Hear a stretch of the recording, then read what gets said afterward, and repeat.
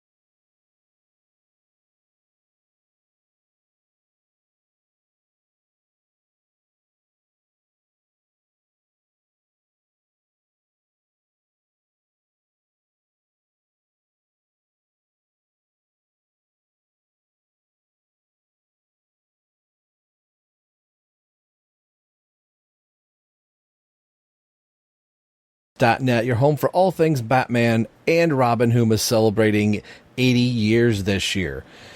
We're also part of the Batman Universe Podcasting Network. And speaking of podcasting networks, we're also associated with Batman on Films Podcast Network at BatmanPodcastNetwork.com. So between the BatmanUniverse.net, our primary home, and Batman on Films, Batman Podcast Network, you can find us.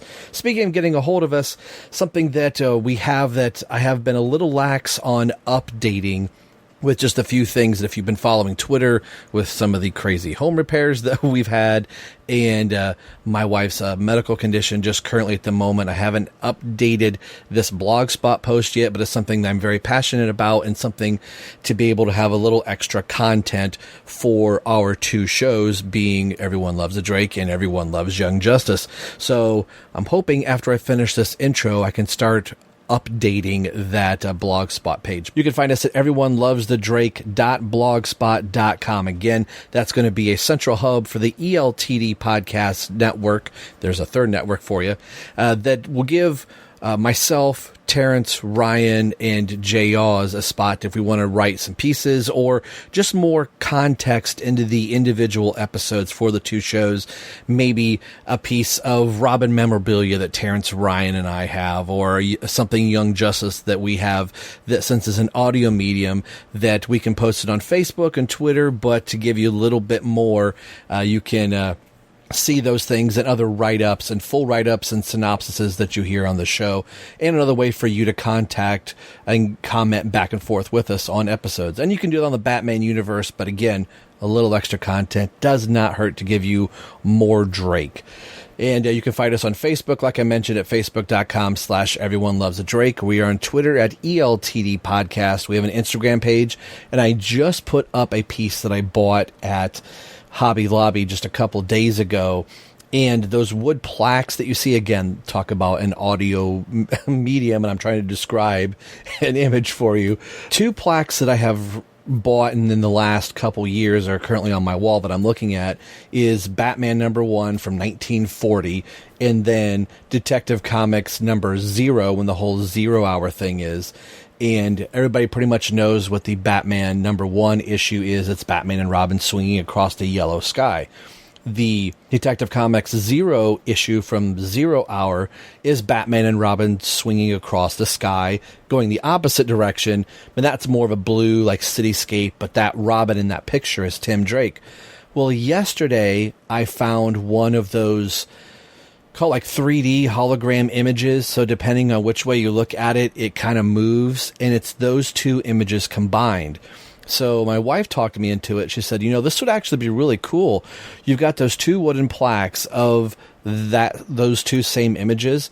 And if I put this one in the middle, it's kind of like a transition between those two. So I just hung all three plaques up. I haven't got a picture of that, but you can see the picture that I took. Actually, it's a video, a quick little, almost like a boomerang type video on Instagram. So all that to say, hey, there's a new post on Instagram. It's really pretty cool. You can find it at Hobby Lobby is where I bought mine. I think it was like $20, but if you download the Hobby Lobby app, you can get a 40% off coupon off any regular priced item. So, hey, that was a steal in and of itself. So there's a little plug for Hobby Lobby. We're not even a sponsor. So, and speaking of getting in contact with us, there's so many social media outlets out there with Facebook and Twitter and Instagram. But it'd be great to get some emails into the show or commenting on the BatmanUniverse.net or at our blogspot page. But if you want to drop us a line, you can do so at RobinELTDpodcast@yahoo.com. So, episode 118, we are back after about 2 weeks off with some things that I had going on. I finally got this episode ready to go, and we are, unbeknownst to us at the time, we knew this was leading into Legacy, but according to the new trade that I just picked up not that long ago, the two Legacy trades, the stories that you're going to hear today being Detective Comics, and I'm quickly looking at my notes here. There we go. Looking at Detective Comics 697, 698, and 699 are included in this new Legacy trade, which you've kind of seen me post some images on Twitter and Instagram and so forth and so on and what have you. So this is actually technically going to be a prelude episode of Legacy, which Terence and Ryan, I kind of knew that's what this was anyway, but the powers that be at DC decided, you know what, there are elements of all of these stories, and in 699 is the first official mention that the Clench is back, so they included this in this 2-volume trade, which is really nice. So officially we can say this is the start of our Legacy coverage, and then Legacy doesn't officially start till Detective Comics 700, but you get the idea, because there's a Robin issue that kind of fits in there, and a couple other, like a Shadow of the Bat. We have a Robin issue coming up a couple episodes from now. So again, I keep saying this is something that we've been really kind of chomping at the bit to do.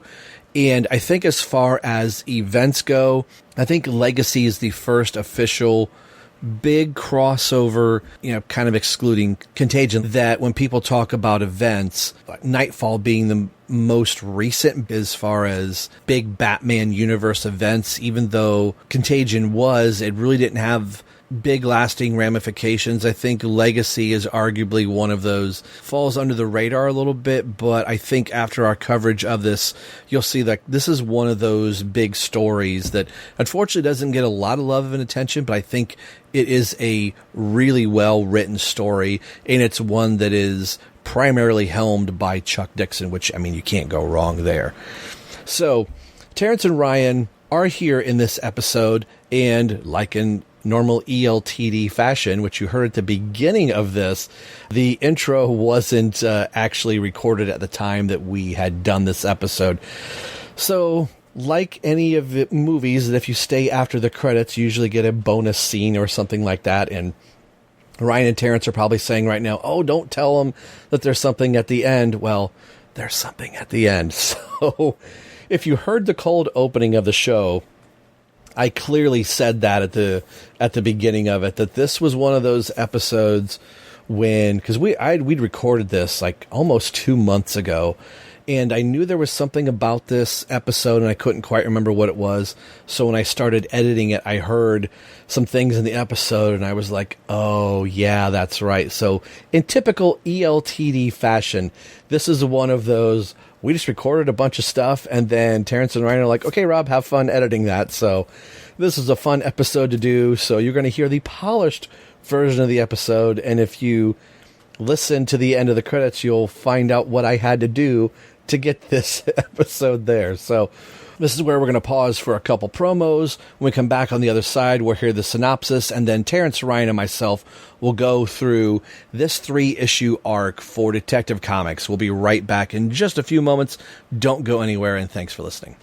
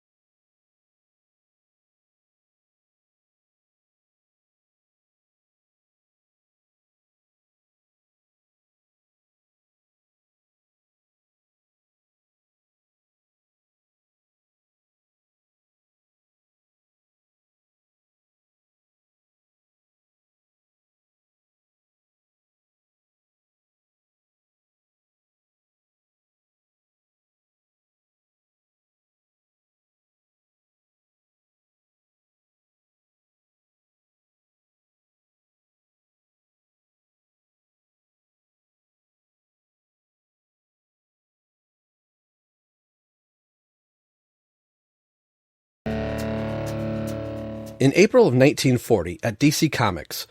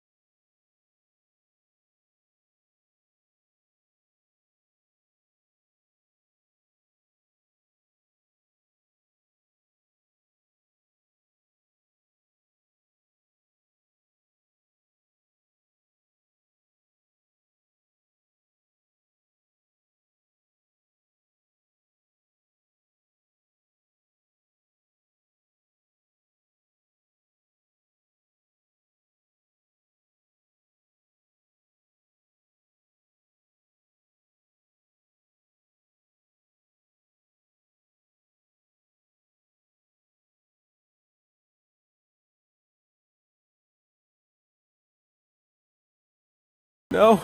Scott Lobdell? No! Okay, while I give my co-hosts a minute or so to digest all of this information, you can find our show, Robin Everyone Loves the Drake Comic Podcast, through the BatmanUniverse.net podcasting network. Also available on Apple Podcasts or wherever you traditionally listen to your podcasts from. Now, if you'll excuse me, I think Terence might need a bottle of water. Or maybe a paper bag. No! New 52! It's gonna be okay, Terence. It's gonna be okay. Change of Tim Drake's origin. Don't worry, Terence. Crazy Red Robin costume. It's gonna be okay. Maybe it won't happen.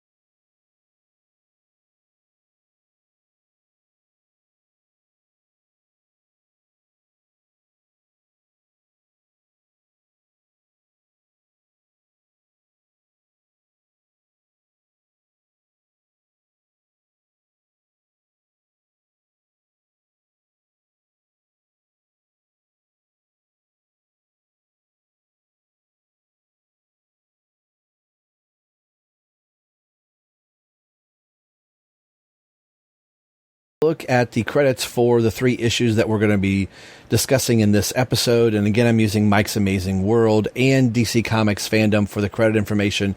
I'm also using DC Fandom's synopsis that they have written in here. And like always, I'm going to add or embellish some of the synopsis that are in for these 3 issues, because some are incomplete or are done very, very, very minimal, just a quick broad stroke, but I want to give a little bit more context to the 3 issues that are here. So the cover credits for Detective Comics 697 reads as follows.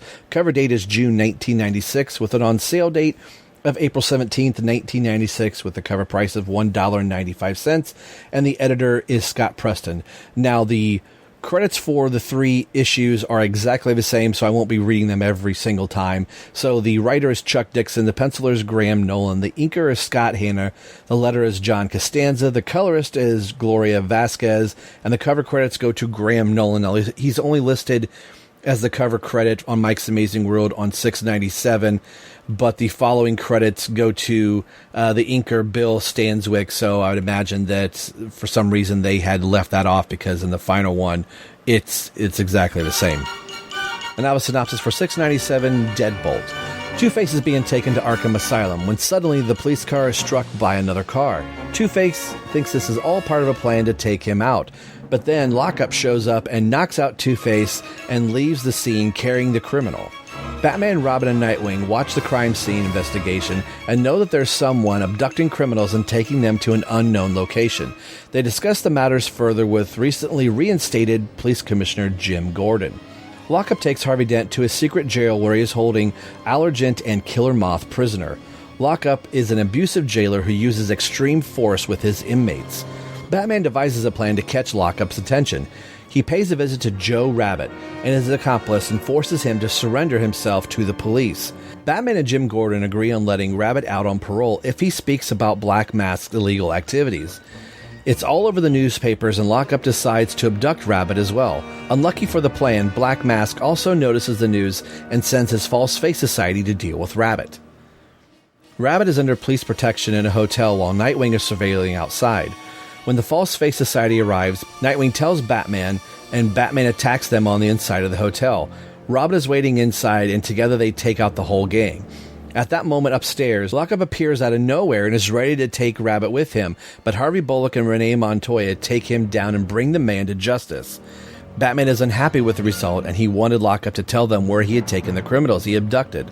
Lockup tells the police that if he is convicted, he will not tell him where his prisoners are, and they will die of starvation. Detective Comics 698, The Tomb. The prisoners on Lockup's prison are starving. Bolton, a.k.a. Lockup, has been captured by the police and refuses to tell them the location of his prison. Later that night, Lockup manages to escape and steal a police car to reach his prison and feed his prisoners. Commissioner Gordon notifies Batman about Lockup's escape, and the vigilante starts a new plan with Robin and Nightwing to recapture him. Batman devises a plan that involves 3 of Lockup's possible next targets. Batman disguises himself as Matches Malone and infiltrates the gangsters' Vanna Triplets' inner circle and expects Lockup to show. Soon the goons suspect that Matches Malone is wired. They take Malone into a car in order to finish him off in a more quiet, dark place. The second target is a child abductor and murderer named Jay Hoffman. Nightwing is in charge of looking over the man's apartment. Everything seems quiet at Hoffman's apartment.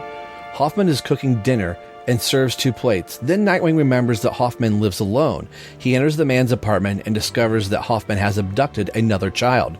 Nightwing puts the man down and rescues the kid, but there are no signs of Lockup still. The third target is Elman Adams.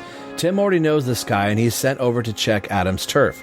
Tim disguises himself as a young delinquent named Alvin Draper. Tim tells Adams that he needs some weapons. When Adams is showing Tim some weapons, an armored car crashes the place. Adams runs away, but Tim stays. He tries to radio Batman and Nightwing, but his efforts are futile. Lockup is angry because his target escapes and knocks out Tim and takes him as a consolation prize. Detective Comics 699, The Chain. Lockup has captured Robin, and while working undercover, Lockup brings him to his own personal prison. Robin, still disguised as Alvin Draper, is unable to contact anyone, but finally gets a hold of Nightwing through his wristwatch radio communicator. As he's doing so, Lockup takes Alvin down a long hallway. Alvin is struggling to break free. Nightwing can hear all the commotion as Lockup tosses Draper into a bath, leaving Alvin soaking, and it manages to short out his radio transmitter. And even worse, this causes his disguise to wash off. Lockup drags Tim back down the long hallway, takes his fingerprints so he can figure out who this kid is, and once he's done, he throws him in his cell and slams the door shut. While inside, Tim can see that he's not alone. There are others incarcerated here as well, in this makeshift prison. Tim can see Charex, aka Killer Moth, and another individual he does not recognize, and Two-Face. Meanwhile, in another part of Gotham City, Malone is not faring much better himself. The goons that have Bruce captive check to see if he's wearing a wire, and decides that it's best to shoot him and be done with this nuisance. Malone bashes one of them in the chest and kicks the driver of the speeding car in the head. The passenger takes out a gun and fires at Malone, but Bruce dodges just in the nick of time. As he does so, the speeding car crashes into the barricade. Meanwhile, in the Batcave, a message arrives from Oracle saying that one of its members is having its fingerprints accessed, a security measure put in by Bruce to detect such an event. Alfred lets Oracle know that the identity and rap sheet Tim is using so she can change the prints in his system to match. They can also pinpoint Tim's last transmission and send Nightwing on a rescue mission. Nightwing takes a boat to the old gunnery harbor and makes his way inside. Lockup tries to get the drop on Nightwing, but Dick is too fast for him and cuffs him in a matter of seconds. As Nightwing tries to free Tim, he winds up accidentally freeing the entire cell block, including Two-Face and Killer Moth. In the confusion, Lockup has escaped his bonds, in part because he's also a master escape artist, and flees the scene and pumps water from the control room and floods the entire cell block. He's going to drown everybody and escapes through the hatch before it happens. Moments later, the Batman arrives on the scene, having survived the car crash. Eventually, Batman sees Two-Face holding Tim as hostage. The Batman leaps through the hatch with such speed and grace it catches Harvey completely by surprise, and Batman lands a well-deserved punch right to Two-Face's jaw. The GCPD arrive moments later to see all the criminals that Lockup has captured, and the Bat family nowhere in sight. Meanwhile, Commissioner Gordon is given news that Mayor Kroll has suddenly died. From what the hazmat team and the medical examiner can deduce, it can only mean one thing. The clench has returned.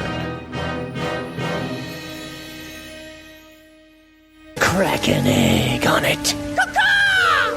All right, the books we're going to be looking at today, we're going to look at a few of them. We're going to look at Detective Comics 697, 698, and 699, which will take us right to the front doorstep of Legacy, which I believe Ryan is eagerly waiting for us to get that. Let's just fast forward these podcasts and get in. Yeah, I did it.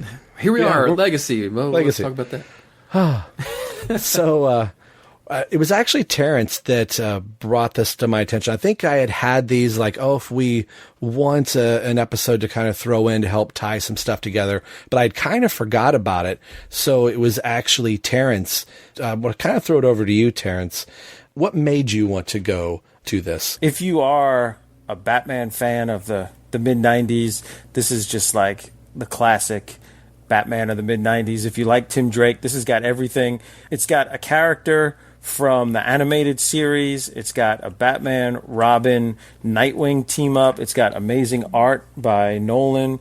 It's got good supporting character. You got Oracle and Gordon. Matches Malone. Oh my gosh. And Alvin Draper. Yeah.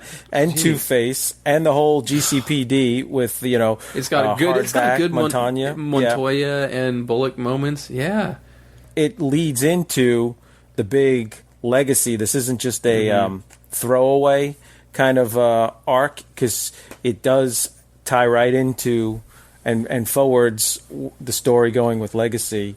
Had you read this before the podcast, or is this your first time? This is my first time reading it, but weirdly, a lot of it looks familiar, and I believe that is because we'll get more into this in the Legacy episodes, but I think I'd have to turn around and pull it off the shelf and check, but I have my original Legacy trade paperback, and while it has most of the issues in there, it gives you like a couple of pages of preamble stuff of trying to tell you, this is what happened in Contagion, this is what happened, trying to quickly go through some story threads, and it just has some text next to panels of other issues, and I think it grabs some stuff in this because, spoilers, in the third issue of this arc we're going to talk about, Miracle dies with the new strain of the virus, and I was like, I've seen this before. I'm pretty sure that that specific thing is like told to you at the beginning of that Legacy trade paperback. Yeah, because it foreshadows Tim Drake. Exactly. Because you're like, when they say, like, as soon as the guy sees that, he's like, it brought me right back to Contagion. But it's like a sequel, quasi-sequel. He's like, we're back at square one. Everybody that had this virus is going to get it again, but worse. And I'm just like, oh no, it's being all topical, eerily, like current events. It's like, ugh, it feels bad. Yeah. Do you want to talk about the covers? Yeah. Because I wanted to say something. Cover 699. Wouldn't that be an awesome cover to get signed by Dixon and Nolan and Hannah? If you had like a silver Sharpie and they signed like the red blood area, even though the cover's got nothing to do with what's in the book. It's enough blank space for somebody to do like a marker, like a remark sketch. or something. Yeah. Yeah. It's such an odd cover. Like, it's cool, but to go, like, I'm really in a rush. What if we just cover this whole cover, like, with blood water or red water, and do just a little bit of Batman? But it's actually a really striking cover. I picked this up recently, probably, now I shouldn't say recently with all this going on, sometime in January or February. This is one of the, I was trying to complete my Detective Comics run, and this was actually... all 1,000 issues? Yeah, well, my Dixon detective run. Yeah, because I've got the Detective Comics 27, and I'm moving to China. Maybe not China, the moon, somewhere. Yeah, I was like, that's very ambitious, Rob. Yeah. But this was actually upside down in the box. Somebody must have taken it out, turned it upside down. And I was like, what's this? So I'd actually had flipped through it, and I was on my phone, using my comics app, and I saw the cover, and I was like, wait a minute, was that what I was looking for? I bet I had looked through this box a million times and had saw the bottom of this and thought, I don't know what this is, but I never took the time to pull it back out. So yeah, I dug this cover, and I also really like 697 with Lockup Dragon, Harvey down the row of looks like cells with the lights coming in, and it's done in that almost 1980s studio portrait where you've got the family, you got the face's side of the face, but to better degree than what those old studio portraits were. But I dig that one. I would have thought I would have liked 698 as well, but that's probably, there's something off about the cover, and I'm not quite sure. I don't know if it's because it's shot kind of from above, but Two-Face's legs look a little tiny below the knee. Like, it's in a weird position. Seeing Charex on the cover there, or Killer Moth, just set me down the whole, like, oh, wow, that's right. That story back in Robin 24 was going on. So did you guys have any other thoughts about the other two covers? 698, I actually, when I pulled it out, thought it was a Brian Boland art. I did too. And then I looked closer and I was like, oh, Nolan. Other than that, no other comments. Ryan, you at all? Yeah, I mean, the most striking one out of the three is, for me, is the 699, and I don't know what it is. I think it's just something about Pentultimate issues before a big milestone issue that always fascinate me. I'm like, yeah, we always have issue 100 or issue 700, but what did they do for the one right before it, for the 99 or 699 or whatever? I always, something like, I don't know, it's just something about that comic book numbering and covers and things that I always find interesting. And so I think all three of these issues is something that are ones that I picked up relatively recently as well. When we were talking about getting into Legacy quite a while ago, I had to go back in my issues and look at what I had and didn't have, and I think I had one of the three, so I was on the lookout for the other two for quite a while, and I had just kind of forgotten or never really knew what they looked like, and so I remember picking it up at the store and being like, "Whoa, this is a really..." You don't really see like the stark white and covers like that, unless they do like one of those. Like really graphical things where like a standard comic book cover it's something that you don't see a lot of. I think there's later on there, or I don't remember if it's after this or before this. There's a Riddler cover somewhere in here in Detective Comics. Yeah, you know what I'm talking about, where it's got like a stark white background and stuff. And that's it the one where he's with Clue Master? I don't know. I don't Let's see. know. 705 and 706 are Riddler stories, but they're not white. No, I don't know. It's like, now I want to look at Now it. it's piqued my curiosity. Like, I got to see this cover. Yeah. Yeah, I'm scrolling in DC Universe. Oh, I'm thinking about 707. It's 707, yeah, where the Riddler's coming in from the side. There you go. And that's what it is, because it's got it's yeah. white background and blood. Red, Batman's bleeding, and it's got the Riddler on the cover, yeah. That's the one that was in my head, too, yeah. Good call. Not that long after Legacy.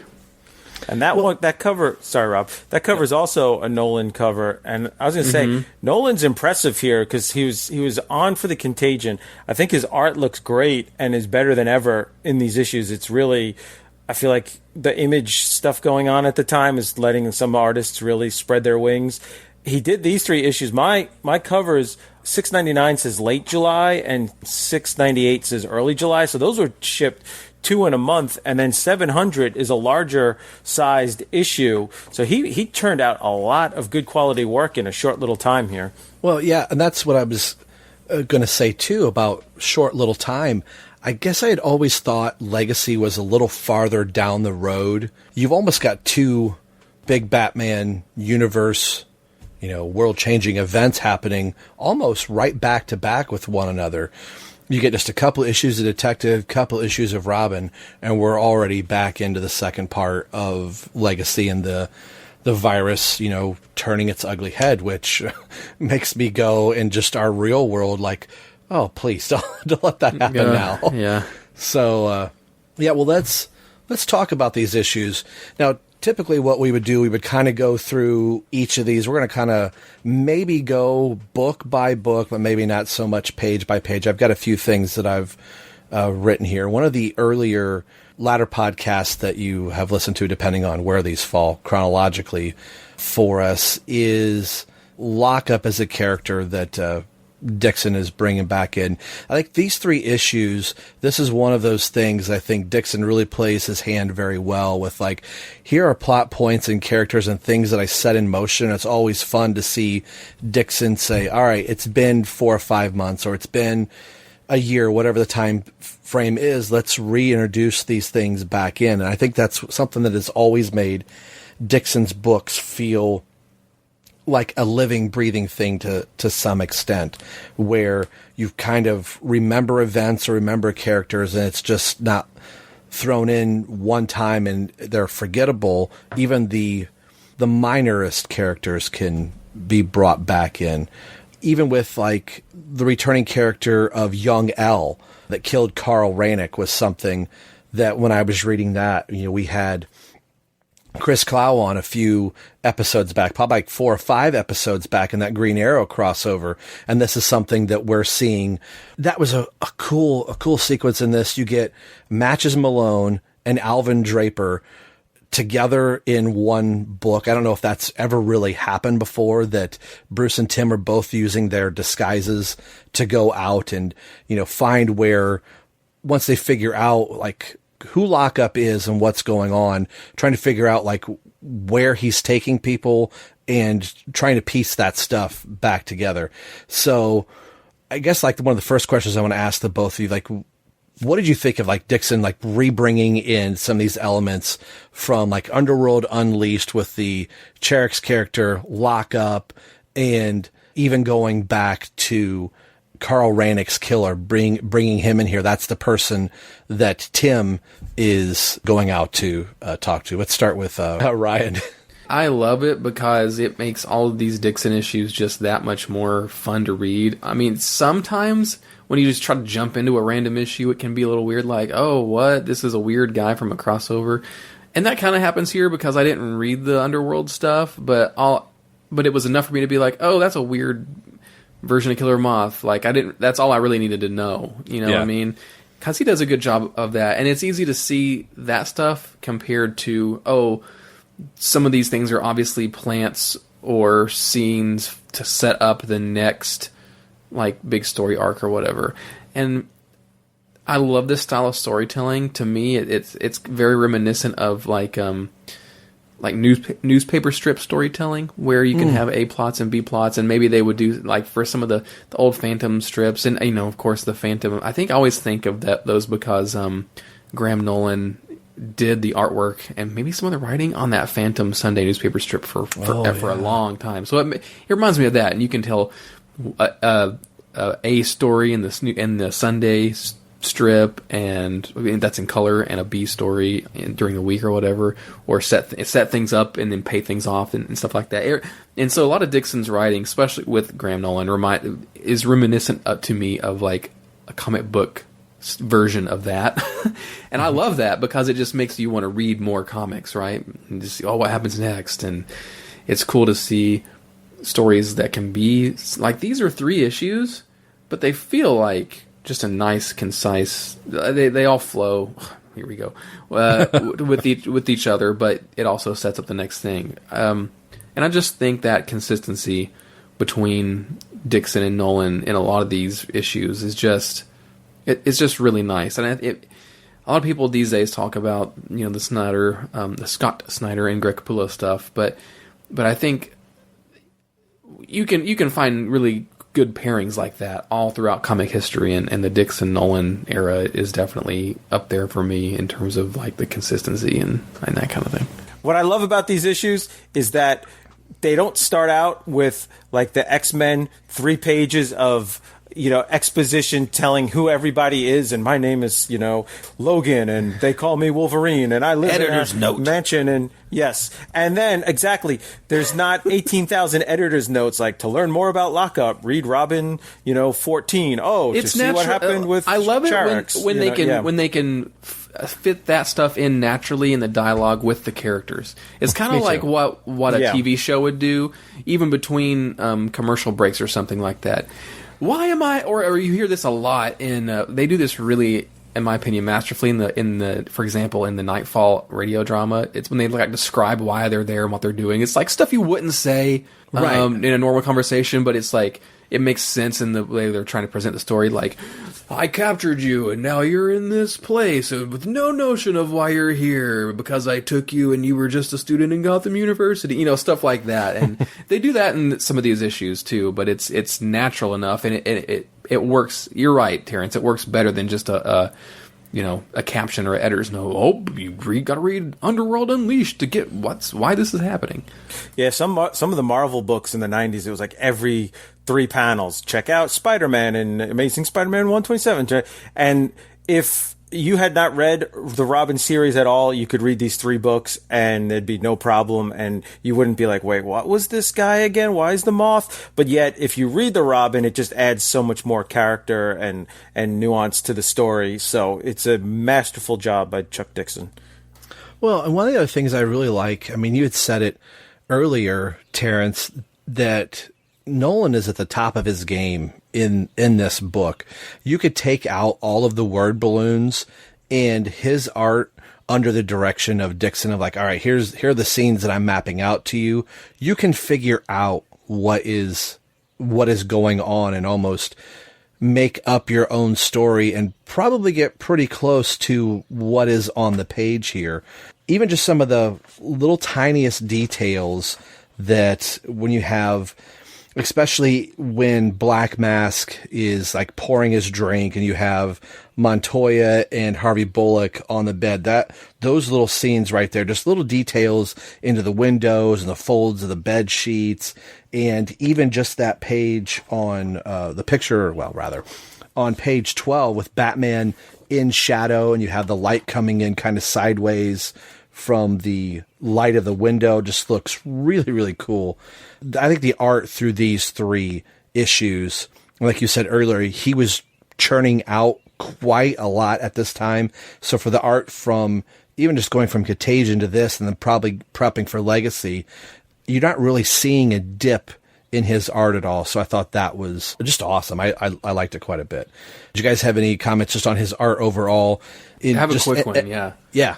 Like in a lot of these issues, I think when who knows how this episode is going to be cut together, but when me and Terence were just talking without you, Rob, one of the things that Terence mentioned is how these 3 stories are. It's a really nice status quo type of story of your Batman and your Nightwing and Robin all working together, and I think that structure is really cool for this, that especially early on, it gives each character like an A plot, B plot, C plot that are all trying to work towards this common goal of their mission in these issues. The writing's really good, but Nolan's art does a lot of extra enhancement, like with the way that he makes like the facial motions and stuff like that. Like early on in that first issue, I don't have page numbers here, but on DC Universe it says it's page 5. Just when Nightwing swings in and Nightwing looks, like cool, I'm cool, Nightwing, and Robin looks excited. Oh, Nightwing's here, and then Batman's got like a half smirk, but he's facing the camera, so nobody sees Batman smiling except for the reader.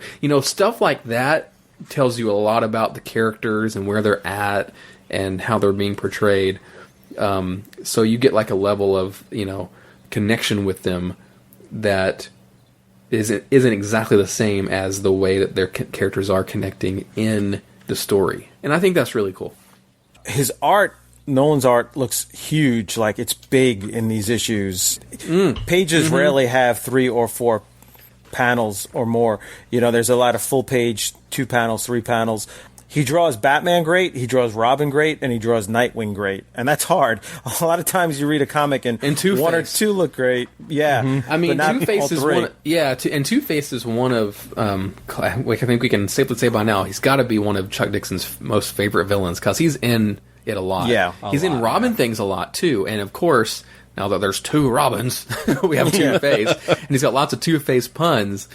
And just to add to your point, we love sidebars on this show, but to add to your point, Terence, of there's a lot of big pages and big art in this book. It starts at the cover. You see like a big half Batman face with an extra vignette inside of it. And then the first page, big characters, and big 2-page splashes and stuff. I think in the last episode that I was on, I don't know what the show numbers are these days, but the last episode I was on, I talked about reading some of the issues in DC Universe. And I did that on this too, but I read the 2 of these issues on DC Universe on my TV in like the big picture mode. And these, I gotta say, these issues look phenomenal just on the TV, blown up, like with the full like color gamut stuff in the dark, blown up. Just because everything's so big in these issues, in particular, they looked really, really nice on a modern TV. One section I really liked is in 698, and I don't know why, if it's just more of a grounded moment. You've got Nightwing, Robin, and Alfred in the Batcave, and Alfred is bringing down the pizza, and then Dick's not wasting any time, and Bruce is coming in, and I just kept rereading this page a couple different times, and just Alfred's bringing down pizza, and it's kind of a little snarky playfully with Nightwing, and he just almost has his tongue out in page 10. He can't wait to eat it, and the moment where Batman says, "I've pulled up the possibilities of the stakeout. Is that pizza I smell?" And I had to look up like what other topping is Nightwing have? Like I've never Andouille sausage. Yeah, and once I saw that's what it was, I was like, oh, I thought did they try and write anchovies or something weird? Is that why Batman won't eat pizza? So I don't know what it was, but in all of the crazy, Batmaning that all these characters can do, it's nice when Dixon can write these little moments of them eating and them kind of poking at one another, like, oh, Batman must be a vegetarian. He doesn't want to eat meat on his pizza, or if Rob thought it must be fish, he doesn't like seafood on his pizza. No, it's fun. It's fun having Batman interactions. A little spoiler: whenever the Azrael podcast comes out, there's some Denny O'Neil has some Batman and Alfred food chat in one of the sort of Azrael issues. That's fun. But that page with the pizza in 698 reminded me of a lot of scenes from the Batman versus Teenage Mutant Ninja Turtles animated movie. Because there's a lot of people trying to get Batman to eat pizza in that movie. So that was fun.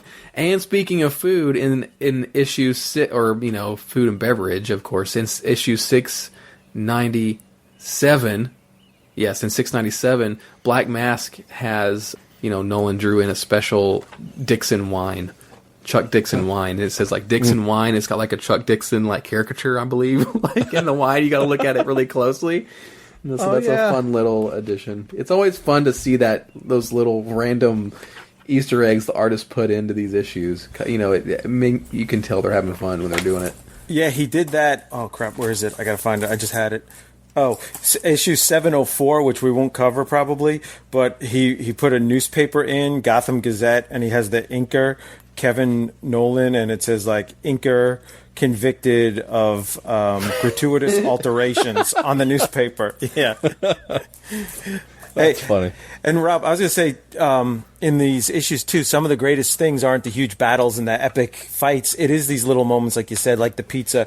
And on page 7 of 697 is one of my all-time favorite Tim Drake, just little scenes where everybody disappears on Gordon like normal, but he still stays behind, and he's got a little smirk on his face, and he just says, I just wanted to say, welcome back. Like, that is such a cool Tim Drake kind of little thing. And then he jumps off the building, and then Gordon's just like, well, I'll be. And it's just this cool little moment that someone like Dixon can pull off just so perfectly. Yeah, and that whole little section, to my earlier point, like that 3 or 4 panels, that in like a newspaper strip, that could have been like just one newspaper strip. It's its own little story in just a couple of panels. I love that kind of stuff. Yeah. The scene with the pizza, right? The scene where Nightwing says, get it while it's hot, and Tim looks at, like, he's very close to us and says, I'm hungry, but I'm not as hungry as those cons must be. And it shows like a level of compassion and like thoughtfulness in Tim that the others just probably hadn't even thought of, but yet doesn't make him some like wimpy, sissy kind of like, crybaby, but yet it's done just really well on Dixon's part. That's a good callback. I mean, character trait that you do see in other versions of Tim. That takes me right to Tynan's Tim in the Detective Comics arc, to be honest.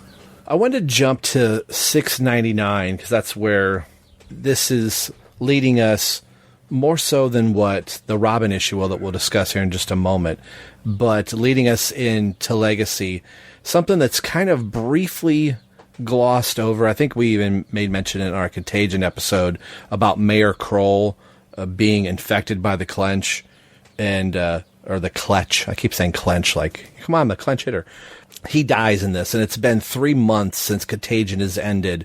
I think, you can correct me on this if I'm wrong, Ryan, but as much as like Dixon wasn't really that much for the Contagion part of the storyline, I think, isn't Dixon the chief architect of of Legacy? I think he is. I think we'd have to look at the actual issues to see, but I think he wrote the bulk of them. And I'd have to go back to episode 51. It's been a little bit since I read it, but I thought when we interviewed Dixon, I thought he kind of talked a little bit more like Legacy was his last like baby as far as an event would go, where he had the most say in what went on. So maybe I think that's right, why Legacy kind of works better. If Dixon was like, all right, if we're going to do this thing, then let's kind of steer the boat this way, because he won't. Plus, it's Bane and stuff. Spoilers. Yeah. He wrote the Catwoman. I think has 1 issue in Legacy. But he was writing Catwoman then too, right? Yeah, and he was on Catwoman. Detective Comics, I think, has 2 or 3, or just that big issue 700, which is a larger size that he was writing. And Robin has 2 issues in it. So it's all that is the bulk of it. Yeah. How did you guys like how this ends? I guess first of all, before we get to the last little bit on this, more of a sad note, is how this ends for everybody in here and how it sets up kind of Legacy and everything. Did you like the use of Lockup as a character? Did you want to see more of Lockup? And are you really hoping that Killer Moth returns to normal after this? Let's start with Ryan. I think I'm going to forget that Killer Moth exists after this, and then be surprised when he comes back later, to be honest. Like, I don't really think he didn't really. I mean, he just kind of screeched a lot. I don't really remember much there. But yeah, I think but Lockup, I think 3 issues. There were already some other issues introducing him, right? That you guys covered before. I think 3 issues with him. I mean, he's pretty I mean, again, topical these days. I'd be interested to see what a writer today could do with Lockup, because you could get pretty topical with a character like that in today's environment, and you could go pretty far with it. But I think these 3 issues explore kind of all that you could do with him at the time, maybe. So, I could kind of take him or leave him for other things. But it is interesting to see, because he was created for the animated series, right? It's interesting to see a character like that jump into the comics for something like this. Before Terence answers, I'm going to throw another quick question out there, something that I had in my notes that I skimmed over that I was looking for. Tim gets captured by Lockup. He gets thrown in this cell.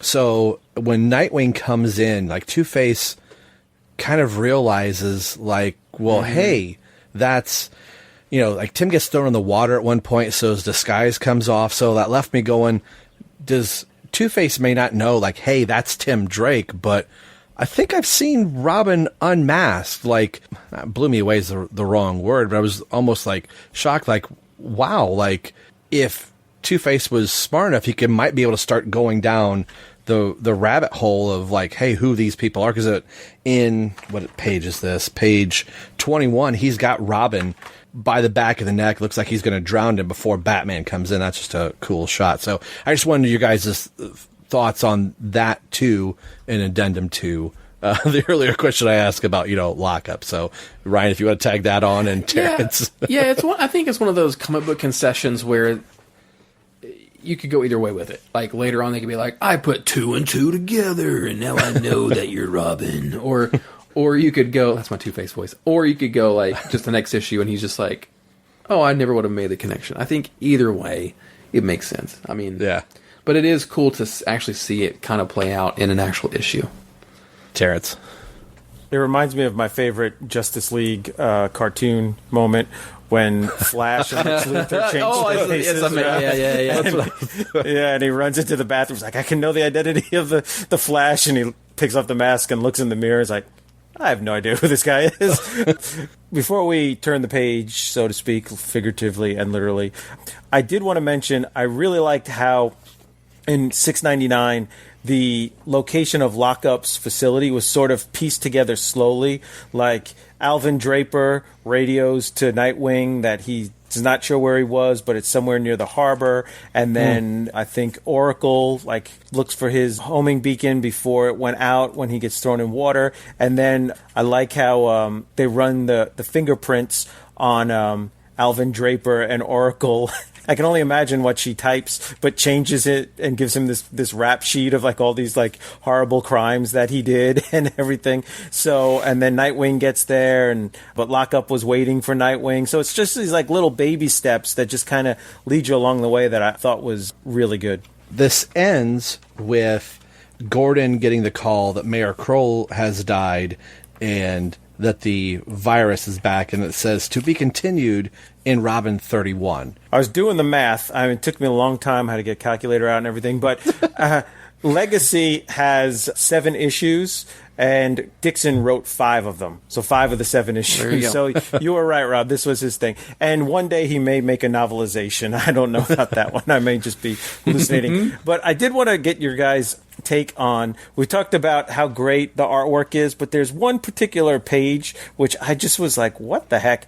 Page 10 on 699, Nightwing, does his head look way too small on his giant back muscles for you? That one just really kind of threw me off. Yeah. You know what I'm talking about? What's up with that? He's running towards camera. That does look a little weird. So this was probably, if I was looking for something to nitpick, 10 and 11. That's the only really image we have of Barbara down there in the very bottom. And, like, Lockup looks really big. So I'm wondering if this was, like, Nolan going, all right, we've got Legacy coming up, so I've got to get this third issue it's like out. A Rob Liefeld almost. Yeah, I thought it was more, he was trying to be more like the Image guys, and it got away from him, because that neck muscle is just way too weird, and if the head is coming towards us, the head should be the biggest part of the body, yet it's just bizarre, yeah. And it's kind of the same way, it's a little bit better proportioned on 14, where it's all in red, where Lockup is jumping down from the ceiling on top of Nightwing. So his neck muscles are kind of protruding a little bit more, but at least his hair. Yeah, Nightwing is just ridiculously ripped. Actually, it's like a weird.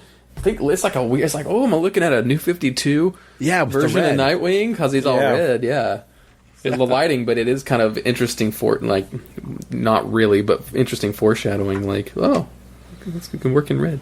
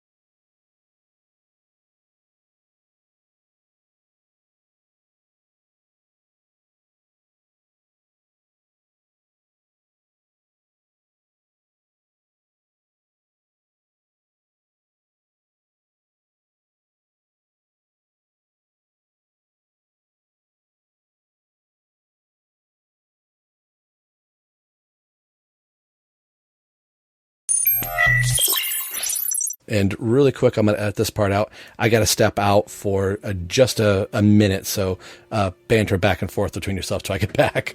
All right. Okay. Hey, so Rob will never hear. If Rob was knows here, we could just leave stuff in here about Rob. So let me tell you what I hate about Rob. Now, all right. So what did Rob ask me? Why did I want to do these books? Well, let's start with Terence on this one. Yeah, this is why I kind of, part of your question that you said before, why did you want to go over these issues? Like, I almost felt like we had to, because it's such a integral part of the Robin story.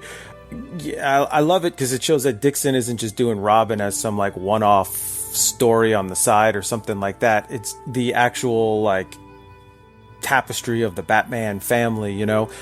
So much stuff in here with Lockup is from the Robin book that if you weren't reading the Robin book, it wouldn't have quite the same payoff for you. Then Lockup doesn't really end here too, because he'll come back in No Man's Land. So it just kind of all just flows together. So you have to remember to add some of this in your radio drama, Rob, when you do the No Man's Land radio drama. Right. Oh my lord. Hold on, I need to cut there. What's the actual question here? Oh, sorry. Just what do you think about Dixon being? Let me try to say this in English. And Rob, if my answer was kind of stupid there, you can edit it out too. I was really distracted because I'm looking out the window and like literally like 18-year-old girls all started walking towards the dead end on my street and going into the woods. And I'm like, what are these people? What the hell? Is this like a weird horror movie? Yeah, it was. It was exactly. And so I kind of lost track of what I was saying there too. So yeah. First of all, Terence, get off the computer and run. Yeah. Your street's not safe. Well, no, I'm the creepy 45-year-old man. I'm usually the killer in it, so I'm okay. Yeah. Oh, the question was just Dixon being able to weave in and out characters that he set up in, 10 issues ago and then bring them seamlessly back in. Like, what do you think of when any writer does something like this, but more importantly for Dixon? Yeah, Rob, something Rob? Oh, go ahead. I want to change my answer from previous. Cut everything out. Cut everything out. Just add this in, or leave it in so people can. This will be our Patreon. Listen to how Rob really makes a coherent episode. Listen to what he got. Listen to Rob. Rob's not only making his own intros, but he's also like taking things like we're like halfway through. No, scratch that. What'd you say again? We're distracted by like the horror movie that's outside. Dixon can like keep all these plot points together for issues and issues and issues and months, and I can't even remember the sentence was the plan from again? 5 minutes ago. Coming soon, the Myers cut of this podcast. No, that's not what I intended originally. I think every episode of ELTD is the Myers cut. Let's be honest here, folks. Well, it's to sidebar real quick. I lose track of when things are said, so I think I say something at a certain point, and then I listen to the podcast, and I'd be like, I made a great point about Blue Devil. I can't believe Rob cut that out. And then like 10 minutes later, then it'll come up, and I'll say it. I'm like, oh, I said it there. Sorry, Rob. You also, we are dealing with Rob here. Rob might have taken that and be like, you know what? It makes a lot more sense if I take this snip and move it. I would be lying if I said I have never gone into a podcast and like, we were all over this place in this episode, so I have cut sentences and lines together so they all just kind of flowed. I'm purposely not trying to use fluidity. It's so hard. I think we're so self-conscious of it now. Like it would come out naturally, but now every time it does, it's like a drinking game. It's like, take a drink. We said fluidity. So since we quick, distracted, I was just saying we distracted Terence, so we've got to get him back to his answer so I can recut this, so you guys will never hear all of our rambling. Go, Terence. Just make a super cut of everything you cut out, right? And then at the end, my god! Stay tuned to the end of the credits. You'll hear what was recorded. You probably have 18 hours of me saying, "I just wanted to say," "I just was going to say," "I just want to say," "I can say." All right. So why don't we just move? Well, hey, two quick things.